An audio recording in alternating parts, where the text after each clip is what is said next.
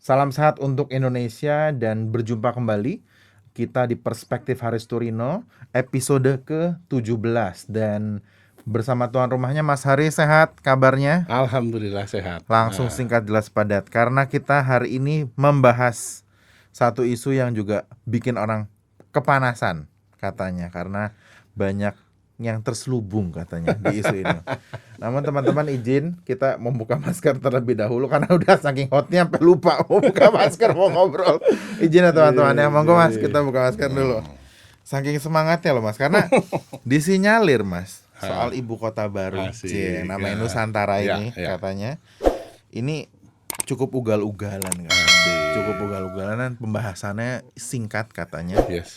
dengan pertimbangan yang sangat katanya bahkan naskah akademiknya dianggap kurang kuat. Ya. Lalu kemudian anggaran yang dipakai itu juga katanya simpang siur dari mana yang dipakai karena Ya. ratusan triliun akan terlibat.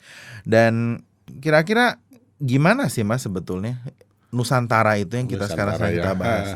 Ya jadi kemarin di sidang paripurna tanggal 18 Januari itu sudah diputuskan secara bulat ya dan didukung oleh hampir semua fraksi. Karena hanya ada satu fraksi yang menolak, yaitu fraksi PKS ya.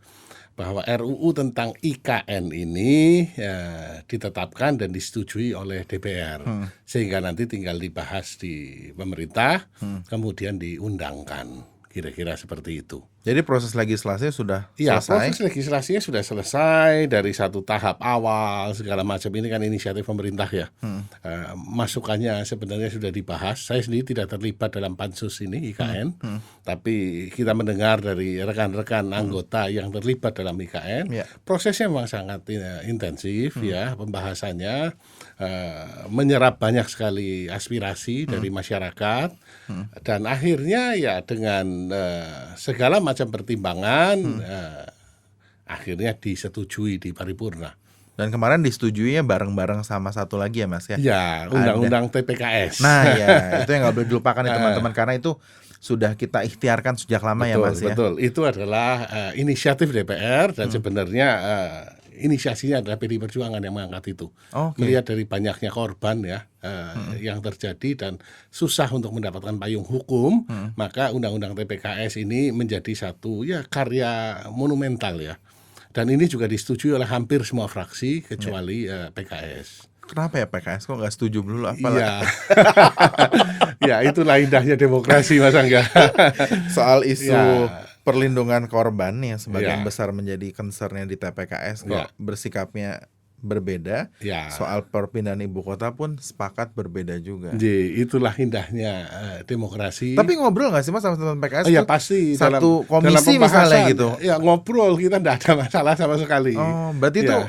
kalaupun dinamika terjadi saat sidang, Ya. saat sedang RDP Ya. itu hal yang wajar ya, Bro? Hal yang wajar dan itu kembali lagi Mas Angga, saya pernah katakan bahwa demokrasi ini memang bising ya. Demokrasi ini tidak menyajikan satu ruang ya, ruang untuk berbeda pendapat. Beda pendapat tidak di ini ya dengan popor senapan. Ya di pemerintahan yang otoriter kan tidak bisa beda pendapat. Ya, Gitu ya. Mas Angga. Oke, berarti sebetulnya yang menarik juga nih Mas dari IKN sendiri kan Ya. sistemnya adalah otorita. Otorita, yes. Yang memang sebetulnya secara teknis kalau memang ada kebutuhan politiknya dan ada justifikasi dan segala macam mestinya boleh. Tapi Ya. itu kan didebatkan ya. Mungkin nanti Ya. teman-teman kalaupun punya referensi atau pengen berdiskusi terkait format otorita yang katanya sering dibahas, silahkan di komentar podcast ini bisa disampaikan juga di channel YouTube kita, boleh banget untuk disampaikan. Karena memang yang menjadi menarik adalah ini setara dengan pejabat setingkat menteri ya. Iya, pejabat setingkat menteri.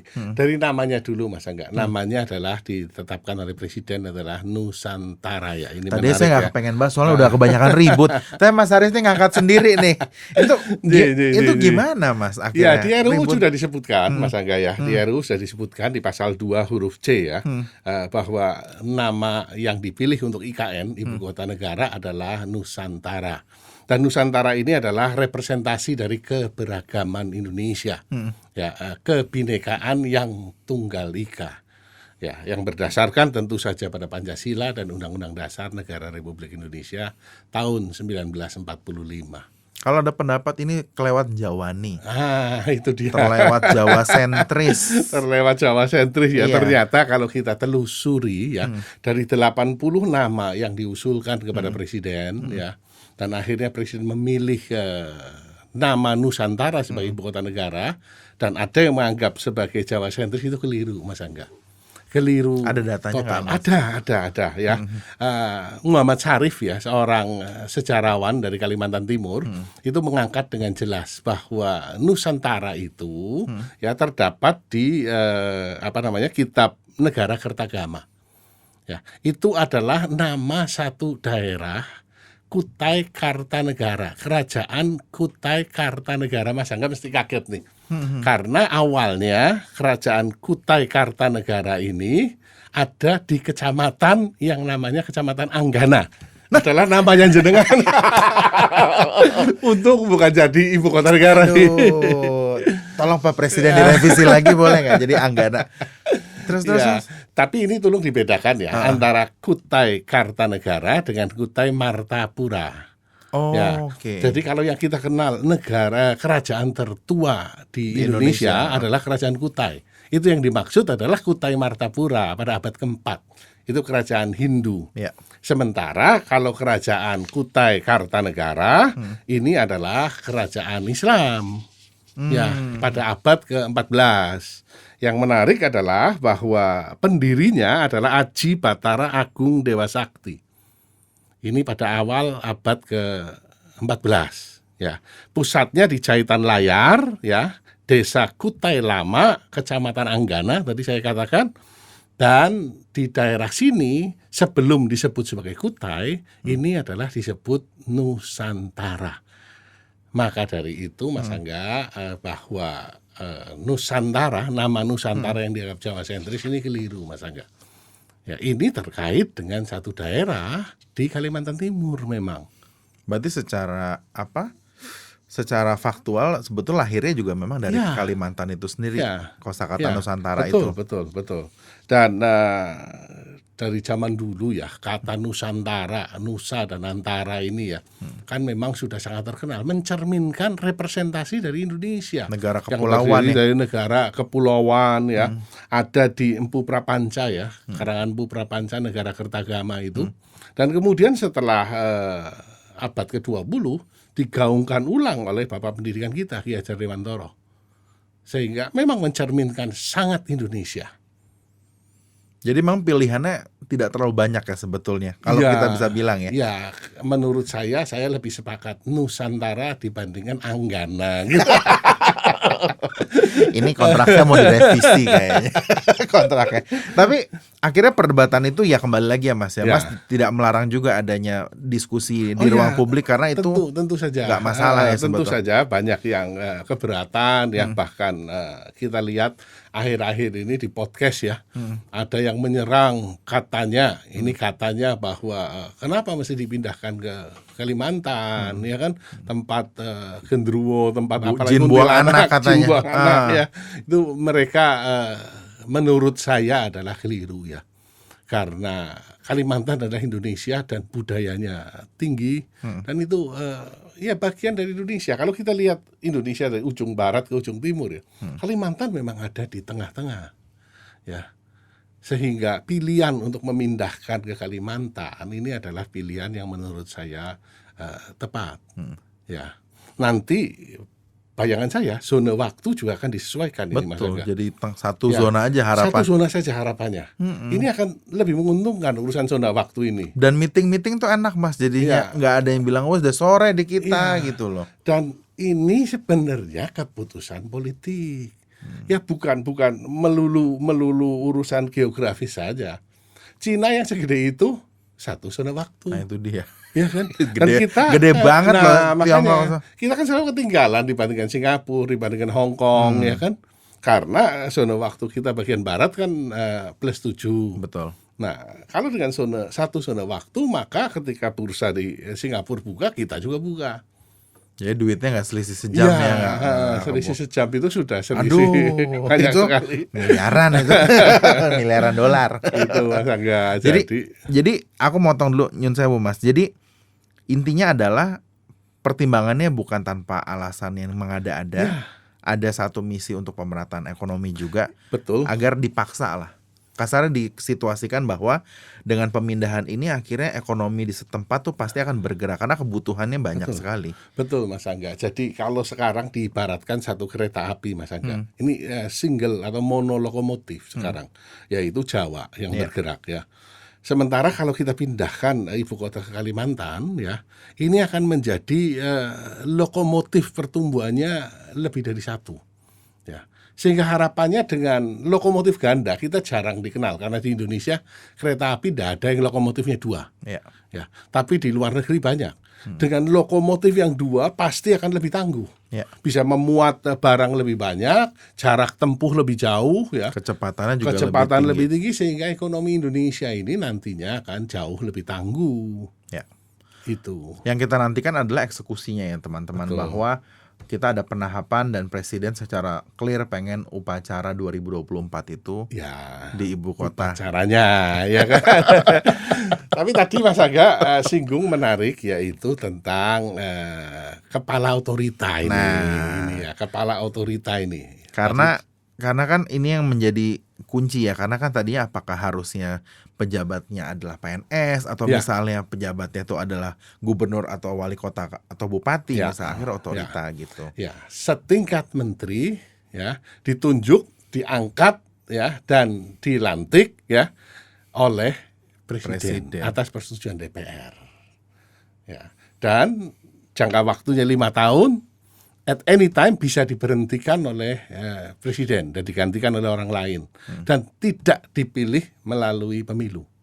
Berarti mirip kayak Kapolri ya Mas ya sebetulnya. Mirip kayak Kapolri ya, Iya cuma kan? Kapolri kan nasional ya. Iya. Ini adalah kepala otorita. Ini jadi hal yang menarik sekali Mas Angga, bahwa ditunjuk oleh presiden dan 2 bulan setelah undang-undang ini nanti diundangkan di dalam lembaran berita negara, ya presiden punya kewajiban untuk menunjuk Nah. siapa yang menjadi kepala otorita IKN.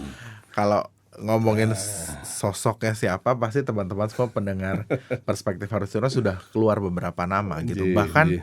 ada beberapa nama yang cukup kontroversial yang Asik, keluar ya kan iya, Mas ya iya, kan. iya, iya. Ada konconya Mas Haris tuh katanya Asik, Basuki ya. Cahayapurnama Oke. atau Pak Ahok yang Iya. sebetulnya secara rekam jejak kita nggak bisa pungkiri memiliki Yes. konsistensi yang sangat bagus. Namun kok ada jedanya kepleset gitu. Akhirnya Iya, masyarakat punya resistensi gitu. Iya, Itu Mas gimana ngelihatnya? Seberapa penting sosok yang harus memimpin otorita Nusantara ini, ibu kota Nusantara ini menjadi satu hal yang sangat krusial untuk dipilih presiden secara bijaksana. Itu gimana? Gini, secara jujur ya, saya belum tahu siapa yang akan ditunjuk. Tapi nama udah banyak yang Oh, beredar. nama sudah banyak beredar di kalangan kita juga sudah sering diskusi siapa sih kira-kira ya. Tapi ini kan hak dari presiden yang nantinya presiden akan bersurat kepada DPR. Nah, sebelum bersurat kita belum tahu karena undang-undangnya sendiri kan belum diundangkan ya. Betul. Baru di tahap RUU sekarang. Nah, ini menjadi satu pertaruhan bagi presiden. Reputasi presiden di sini dipertaruhkan sekali, Mas Angga. Sehingga saya yakin presiden akan memilih orang yang paling tepat untuk menentukan, untuk memimpin otorita ini sebagai kepala otorita. Tadi Mas Angga sudah sebut satu nama, katakan Ahok ya. BTP sekarang. BTP. Ntar dimarahin loh Mas kalau lagi ngopi loh Mas. Iya itu ya nama yang beredar ya. Kalau dari sisi kinerja sangat tidak diragukan. Ya. Nah, apakah nantinya Ahok yang akan dipilih Tempatkan. ya, ditentukan oleh presiden ya kita sama-sama lihat, Mas Angga. Tapi ini pertaruhannya adalah pertaruhan reputasinya presiden.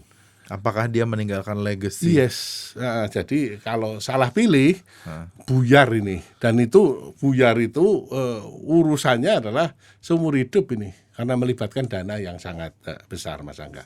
Berarti kita pasti punya keyakinan kalau Mas Panjenengan tadi bilang bahwa pasti presiden akan hati-hati, cermat Yes, dan memilih yes, pribadi yang bertanggung jawab dan terbaik It dari is. opsi yang ada. ya, dan itu akan dibawa ke DPR untuk mendapatkan persetujuan.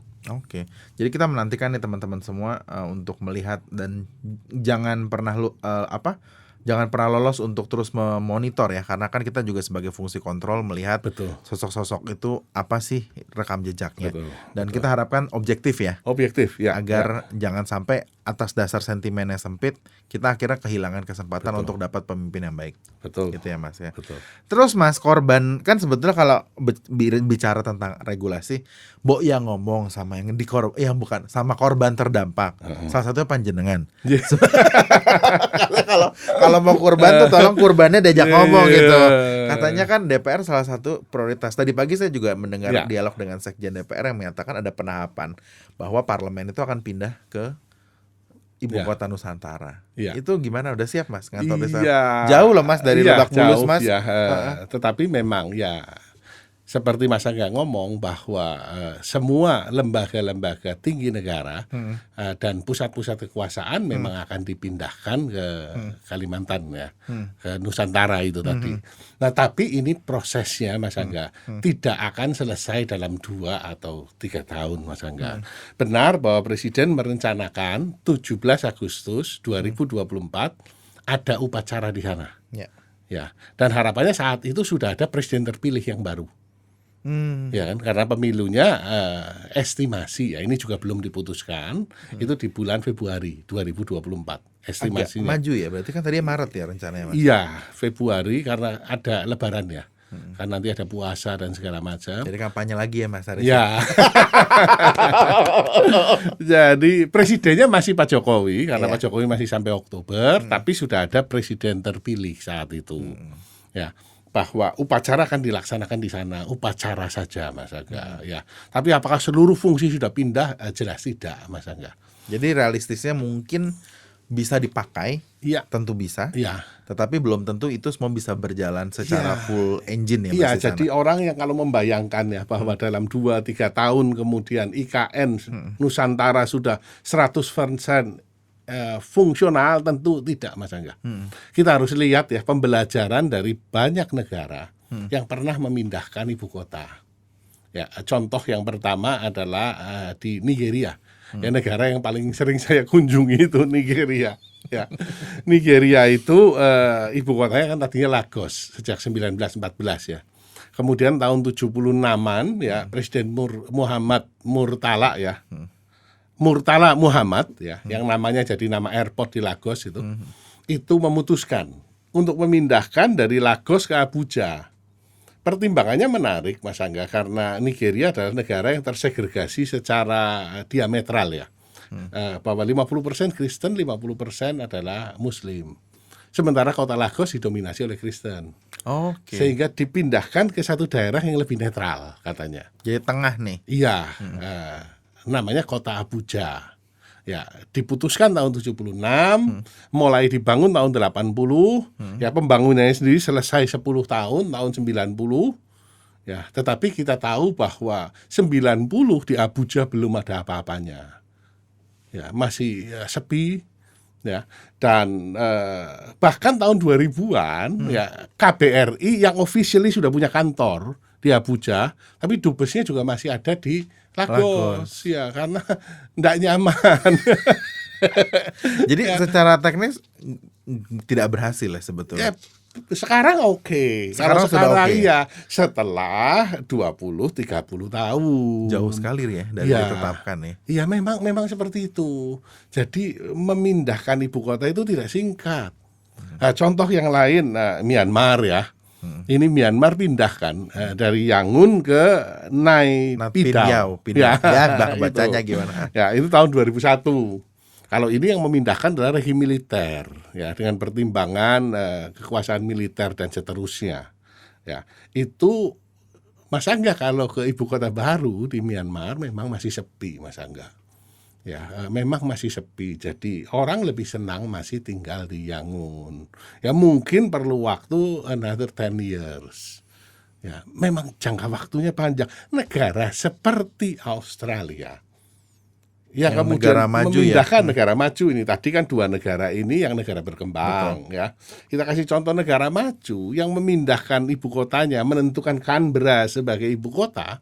juga butuh waktu lama untuk Canberra menjadi benar-benar menjadi satu pusat kekuasaan. Ya, India pernah memindahkan dari Kalkuta ke New Delhi, tapi ini adalah pemindahan yang dilakukan oleh penjajah Inggris saat itu dengan pertimbangan ya Politis alasan lah ya. politis jelas ya. Jadi perlu dipahami bahwa memindahkan ibu kota itu bukan 2 atau 3 tahun, Mas Angga. Ini perlu waktu, Bappenas mengatakan sekitar 15 tahun sampai 20 tahun. Ini yang kudu disadari orang. Jangan nanti baru 2-3 tahun ya, ketika masih sepi dan dijamin masih sepi ya. Terus orang mengatakan, wah kota hantu dan seterusnya, presiden gagal. Tidak. Judgment-nya tidak bisa dilakukan dalam waktu yang terlalu singkat. Karena memang ini butuh waktu panjang. Ya jangan bayangkan seperti kasusnya Malaysia yang memindahkan dari Kuala Lumpur ke Putrajaya. Jadi kan ibaratnya Jakarta ke Depok ya. Jakarta ke Depok ya kan. Kalau seperti itu kan Pasti rame. ya bisa langsung cepet ya kan. Iya. Selalu orang ngomong sukses itu Iya, Malaysia. Tapi kan enggak seperti itu. Ini kan kita pindah cukup jauh di tengah-tengahnya kepulauan Indonesia ya, dan memang butuh waktu yang lama. Ini yang kudu frame ini ya kudu dijelaskan juga kepada masyarakat supaya ekspektasinya jangan Kayak nyulap ya. nyulap Langsung ya. jadi. Dan satu lagi Mas Aga yang penting ya, apakah kemudian Lagos menjadi suram masa depannya? Tidak ya. Apakah kemudian Yangon masa depannya menjadi suram? Tidak. Munculnya satu ibu kota baru ya, ini ibu kota lama akan menjadi pusat bisnis, tetap menjadi satu pusat bisnis atau pusat wisata Atau pusat ekonomi lah. pusat tetap. ekonomi. Dalam kasusnya Brasil misalkan, Ya. pindah dari San Paulo kemudian ke Rio de Janeiro ya, kemudian ke kota Brasilia. Itu juga butuh waktu puluhan tahun ya. Saya pernah ke ibu kota kita di ibu kota Brasil yang baru di Brasilia. Itu awalnya Mas Angga, awalnya juga sepi sekali. Dan kota itu menarik, kota yang didesain awalnya hanya untuk 500.000 orang. Dan tidak ada simpangan jalan begini, tidak ada Mas Angga. Jadi tidak ada simpangan. Berarti lebih kecil dari BSD bahkan. Enggak, semuanya melingkar seperti semanggi. Muter aja. Muter seperti semanggi gitu, jadi tidak ada persimpangan sebidang. Oke. Nah itu menarik ya, diharapkan tentu pasti lancar karena tidak ada simpangan, tidak ada lampu merah kan. Ya. Tapi hanya untuk 500.000 orang. Ya. Ketika diisi 3 juta penduduk, macet juga. Jadi memang itu akan menjadi satu potensi baru ya, kekuatan ekonomi baru, dan Ya. akhirnya seperti Mas bilang di awal, ada lokomotif ekonomi baru. Betul. Dan Jakarta sendiri nggak perlu khawatir lah. Tidak perlu khawatir. Jadi kayak framing bahwa Jakarta akan menjadi negara Iya. daerah yang tidak produktif lagi itu sama sekali nggak tidak mendasar. Tidak mendasar. Sydney tetap, ya kan, masih banyak yang tetap kok. Cuman memang jadi kita punya 2 lokomotif ya. Ini menjadi hal yang menarik ya Mas Angga ya. Ya. Framing ini bahwa bukan 4 tahun lah, bukan 3 tahun, Tapi belasan. tetapi ya puluhan. Menurut saya puluhan tahun. Ya. Ya. Dan masyarakat juga mesti melihat juga bahwa selain ibu kota pun, kota-kota besar di Indonesia tanpa embel-embel ibu kota seperti Surabaya pun jadi kota yang maju. Semarang pun sekarang semakin maju. Yes. Bahkan kota Panjenengan di Tegal juga bukan Tegal, berarti. iya, Tegal laka-laka, Iya maju kan? terus. Nah itu dia. Jadi kita nggak perlu akhirnya dibenturkan sama isu-isu yang terlalu mengada-ada sebetulnya ya. Betul. Dan framingnya, dan teman-teman kita mengajak juga untuk berpikir secara sehat dan juga berdasarkan fakta juga bahwa pemindahan ini tidak akan berlangsung sekejap seperti tiba-tiba orang bikin magic gitu Ya, yang langsung enggak, jadi semua, tentu tidak. Tidak. Oke. Mas tadi selain membutuhkan waktu, tentu waktu itu merepresentasi dana. Asik. Uang loh, urusan duit loh. Urusan Yang duit. kita kemarin masih urusan minyak goreng aja, Ya, kita masih ribut bermasalah. ya. Batu bara kita bermasalah. Terus duit 400 sampai 500 triliun yang dianggarkan tuh dari mana, Mas? Nah itu dia, Mas. Boleh dong, Mas. Itu kalau punya 1 triliun ini saldo udah tenang loh. Pasti di 500 triliun loh ini.